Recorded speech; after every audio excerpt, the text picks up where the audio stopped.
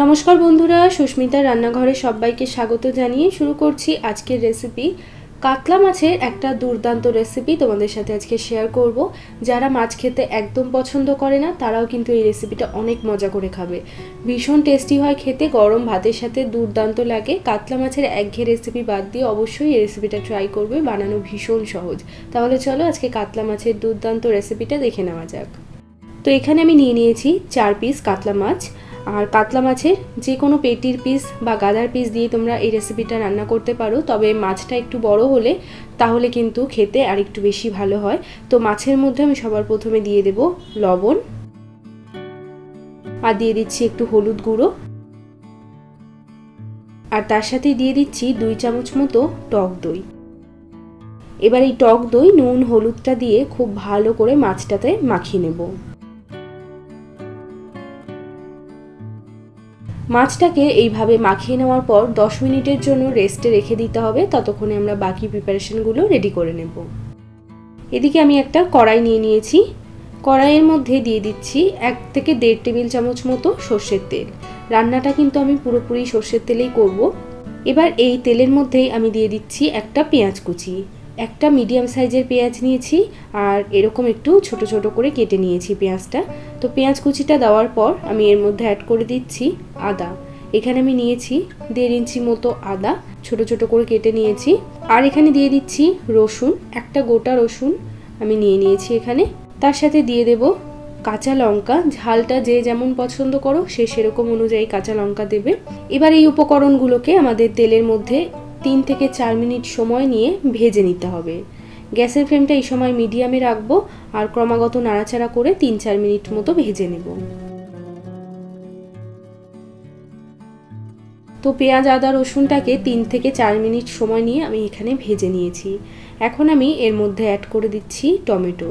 এখানে আমি নিয়েছি 2টো মিডিয়াম সাইজের টমেটো। টমেটোটাকেও আরও 2 মিনিটের জন্য একটু ভেজে নেব। তো এখন দেখো সমস্ত কিছু খুব ভালো করে ভাজা হয়ে গেছে, টমেটোটাও নরম হয়ে এসছে, আর পেঁয়াজ, আদা, রসুনটাও ভালো করে ভাজা হয়ে গেছে। এখন আমি গ্যাসটাকে অফ করে দিয়ে এই সমস্ত কিছু একটা প্লেটের মধ্যে তুলে নেব। এই মশলাটা পুরোপুরি ঠান্ডা হয়ে যাওয়ার পর এটাকে আমরা মিক্সিতে দিয়ে ভালো করে পেস্ট করে নেব। এবার এই কড়াইয়ের মধ্যেই আমি দিয়ে দিচ্ছি আরও সামান্য একটুখানি সর্ষের তেল। এবার আমি এর মধ্যে দিয়ে দিচ্ছি একটা পেঁয়াজ। আমি পেঁয়াজটাকে 4 টুকরো করে কেটে নিয়ে তারপরে স্লাইসগুলোকে এইভাবে আলাদা করে নিয়েছি। আর দিয়ে দিচ্ছি অর্ধেকটা মতো ক্যাপসিকাম। এবার এই পেঁয়াজ আর ক্যাপসিকামটাকেও 2 মিনিটের জন্য এইভাবে একটু ভেজে নেব নেড়েচেড়ে। পেঁয়াজ এবং ক্যাপসিকামটা অতিরিক্ত ভাজলে কিন্তু এটা নরম হয়ে যাবে, আর এটা খুব একটা টেস্ট তখন আর খাওয়ার সময় লাগে না। তো তাই জন্য এটা যাতে একটু ক্রিস্পি থাকে সেই রকমভাবেই কিন্তু পেঁয়াজ এবং ক্যাপসিকামটাকে ভাজতে হবে। তো এখানে দেখো পেঁয়াজের মধ্যে সুন্দর একটা হালকা কাঁচের মতো কালার চলে এসছে, আর এই ক্যাপসিকামটাও বেশ হালকা করে ভাজা হয়ে গেছে। এখন আমি পেঁয়াজ আর ক্যাপসিকামটাকে তুলে নিচ্ছি একটা বাটির মধ্যে।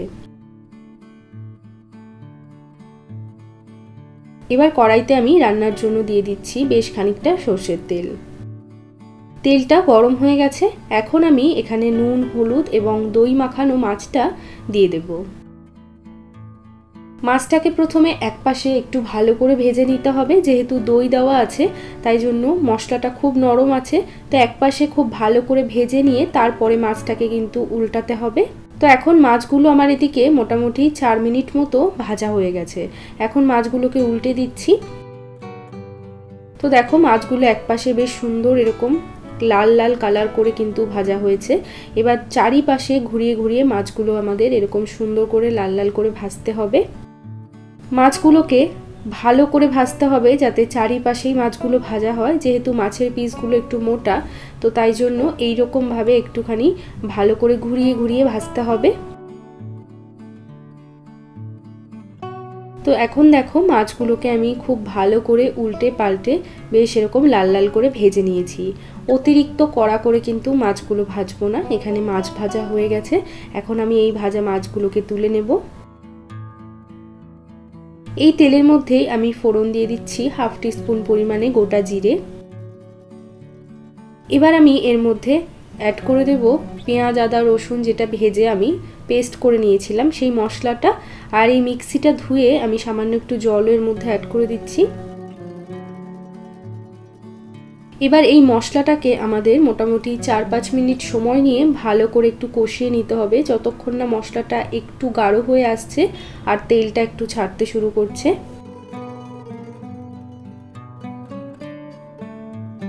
তো 4 থেকে 5 মিনিট সময় নিয়ে মশলাটাকে আমি ভালো করে কিন্তু কষিয়ে নিয়েছি। এখন দেখো মশলার কোয়ান্টিটিটা কিন্তু কমে এসছে আর মশলার থেকে হালকা হালকা তেল ছাড়তে শুরু করেছে। এখন আমি এর মধ্যে অ্যাড করে দিচ্ছি স্বাদ মতো লবণ, দিয়ে দেব 1 টিস্পুন পরিমাণে জিরের গুঁড়ো, 1 টিস্পুন পরিমাণ দিয়ে দিলাম কাশ্মীরি লঙ্কার গুঁড়ো, 1/2 টিস্পুন দিয়ে দিচ্ছি হলুদ গুঁড়ো, আর দিয়ে দিচ্ছি সামান্য একটু গরম মশলার গুঁড়ো। অল্প করে জল দিয়ে মশলাটাকে আবারও 3 থেকে 4 মিনিট সময় নিয়ে ভালো করে কষিয়ে নেব। তো দেখো এখানে আমি 3-4 মিনিট মতো মশলাটাকে খুব ভালো করে কষিয়ে নিয়েছি। মশলা যত ভালোভাবে কষানো হবে রান্নার স্বাদ কিন্তু তত ভালো আসবে। আর গ্যাসের ফ্লেমটা কম করে দিয়ে মশলাটাকে একটু সময় নিয়ে ভালো করে কষিয়ে নিতে হবে। মশলা ভালোভাবে কষে গেলে এরকম তেল কিন্তু ছাড়তে শুরু করবে, তার মানে মশলাটা ভালোভাবে কষে গেছে। এখন আমি এর মধ্যে অ্যাড করে দিচ্ছি জল। এখানে আমি কফি কাপের 1 কাপ জল দিয়ে দিলাম।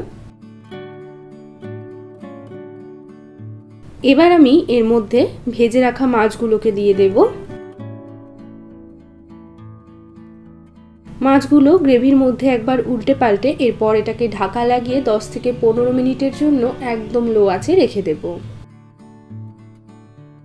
তো 15 মিনিট পর এবার আমি ঢাকাটা সরিয়ে নিচ্ছি। মাছগুলোকে গ্রেভির মধ্যে আর একবার উল্টে পাল্টে দেব। এরপর এর মধ্যে আমি ভেজে রাখা পেঁয়াজ এবং ক্যাপসিকামটা দিয়ে দিচ্ছি।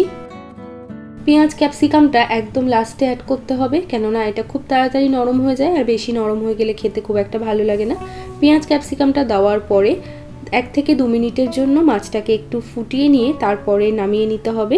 দুর্দান্ত স্বাদের কাতলার এই প্রিপারেশন খেতে কিন্তু অসম্ভব টেস্টি হয় আর বানানোও কিন্তু খুবই সহজ। গরম গরম ভাতের সাথে এই রেসিপিটা দারুণ লাগে। অবশ্যই তোমরা ট্রাই করে দেখবে। আর কোনো স্পেশাল দিনে স্পেশাল কোনো গেস্ট আসলে তাদেরকেও কিন্তু তোমরা এই রেসিপিটা খাওয়াতে ভুলো না। রেসিপিটা যদি ভালো লেগে থাকে তাহলে অনুরোধ করব একটা লাইক করার জন্য। চ্যানেলটিকে সাবস্ক্রাইব করে না থাকলে সাবস্ক্রাইব করে নিতে পারো যদি এরকম আরও ভিডিও দেখতে চাও। সবাই ভালো থাকবে, সুস্থ থাকবে। আমি আবারও চলে আসবো অন্য কোনো রেসিপির সাথে। আজ পর্যন্তই, টাটা।